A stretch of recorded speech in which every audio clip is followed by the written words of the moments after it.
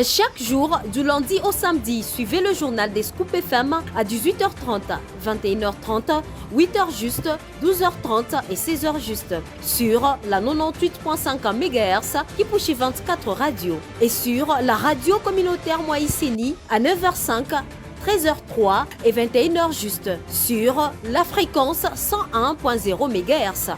Nos chaînes partenaires Scoop FM, la neutralité réelle.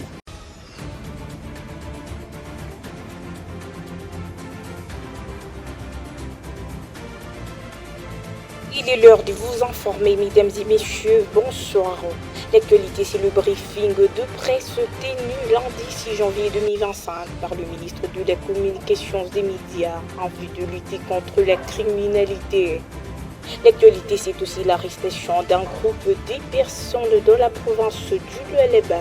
Les détails dans ce journal. Commençons ce journal par l'arrivée du président de la République démocratique du Congo, Félix Tshisekedi Tshilombo, à Accra au Ghana, ce lundi soir, accompagné de la première dame pour assister à l'investiture de son homologue ghanéen, John Dramani Mahanga, rapporte la présidence de la RDC.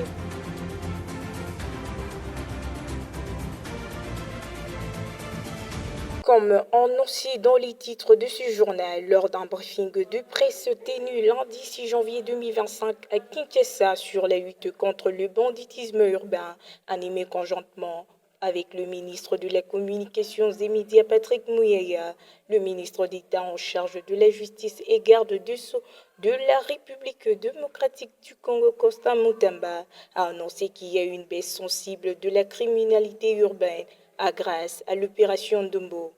Écoutez le ministre de la Justice et garde du Sceau dans cet extrait choisi par Gracia Kilimali. Il faut dire que de ces 300 condamnés, nous avons jusqu'ici opéré les transfèrements des plus ou moins 127 en 3 vagues. La première vague a été transférée à la prison de haute sécurité de Louzoum dans le Congo central.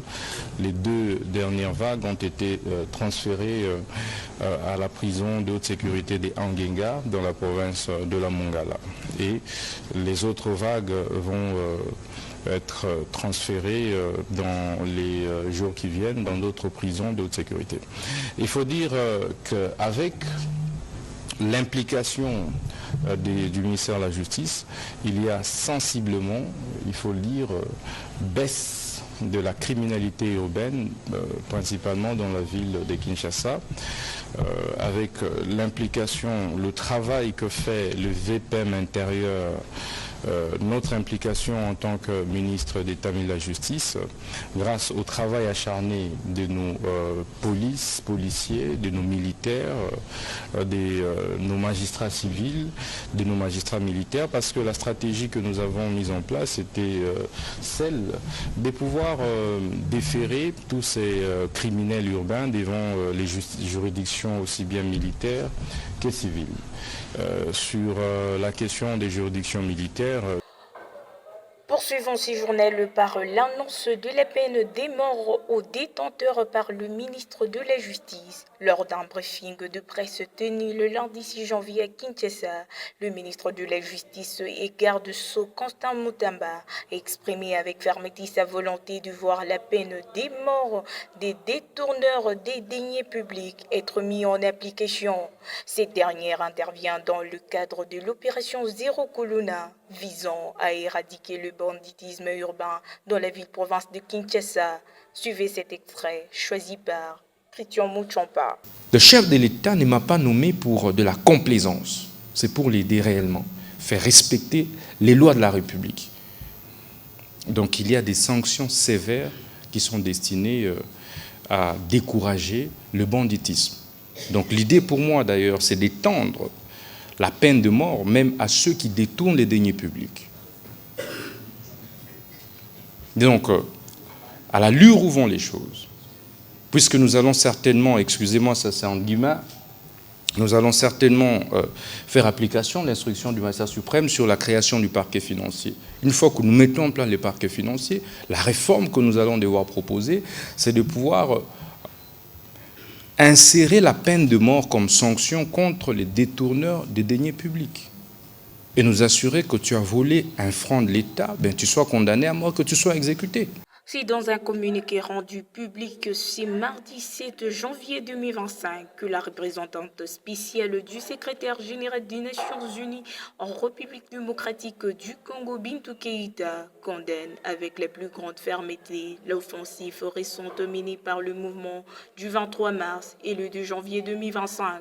Cette attaque stratégique a causé la mort d'au moins 7 civils et a entraîné le déplacement des dizaines et des milliers de personnes, exacerbant ainsi la crise humanitaire déjà sévère à l'est de la RDC. Le 1-23 qui, selon le groupe d'experts des Nations Unies, est soutenu par les forces extérieure d'un État voisin a violé l'accord de cessez-le-feu signé le 30 juillet 2024 entre la RDC et le Rwanda. Au 4 janvier, ce mouvement a pris le contrôle de la ville de Massissi, entre administratif du territoire du même nom. De ça fait la représentante spéciale du secrétaire général de l'ONU, Bintou Keïta, insiste sur l'importance du respect de l'intégralité territoriale de la RDC en réitérant l'engagement ferme et l'Organisation des Nations Unies à soutenir ces principes fondamentaux. Enfin, Bintou Keïta réaffirme l'engagement inébranlable de la MONUSCO à pouvoir la paix, la sécurité et la stabilité en RDC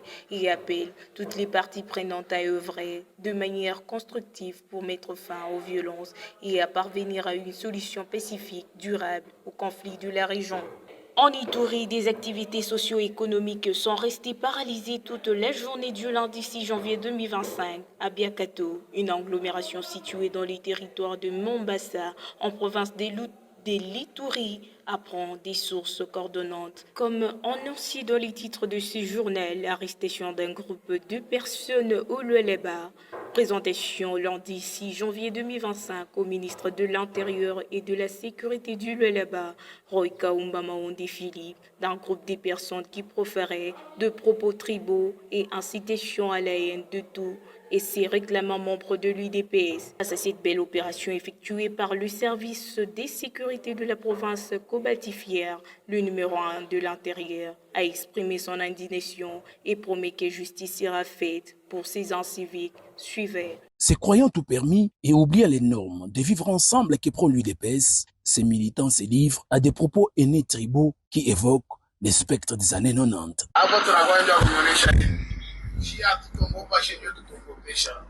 Wewe kuna sata oka saa hivi na hivyo vile busenji mlifanya ni mnonoaji hapa shitu kuna mweye unasikia. Toujours à la recherche de la paix, socle du Lualaba, et sous l'orientation de la gouverneure de province, Fifimosu Kasayuni, les ministres provinciaux de l'Intérieur, Sécurité, Décentralisation et Affaires coutumières, et ses services se mobilisent comme un seul homme, question de favoriser l'harmonie entre tous ceux qui vivent au Lualaba. En mettant la main sur ses compatriotes, les patrons de la sécurité au Lualaba livrent un message, mettant ainsi en garde toute personne qui se livrerait à des propos haineux et au discours tribal. Nous n'avons qu'un problème communautaire ici au Lualaba. Toutes les communautés de la RDC vivent paisiblement. Vous voulez inciter les gens à la haine tribale, vous serez jugés et vous serez punis sévèrement. Lualaba ou Mama Fifi Masuka gouverneur achipende haine tribale. Gouvernement provincial aipende haine tribale. Unafia kuharibisha njina hii DPS tribal.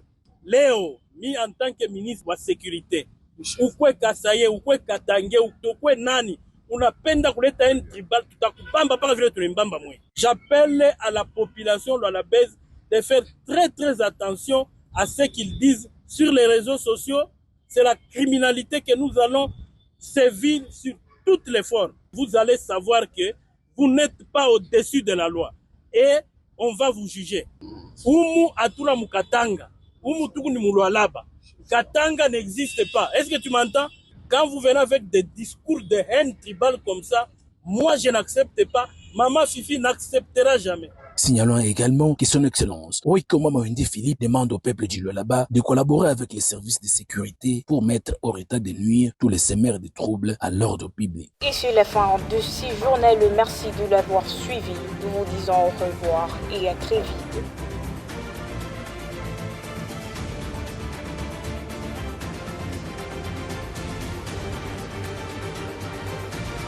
Chaque jour, du lundi au samedi, suivez le journal des Scoop FM à 18h30, 21h30, 8h juste, 12h30 et 16h juste sur la 98.5 MHz qui pousse 24 radios et sur la radio communautaire Moïseni à 9h05, 13h03 et 21h juste sur la fréquence 101.0 MHz. Nos chaînes partenaires Scoop FM, la neutralité réelle.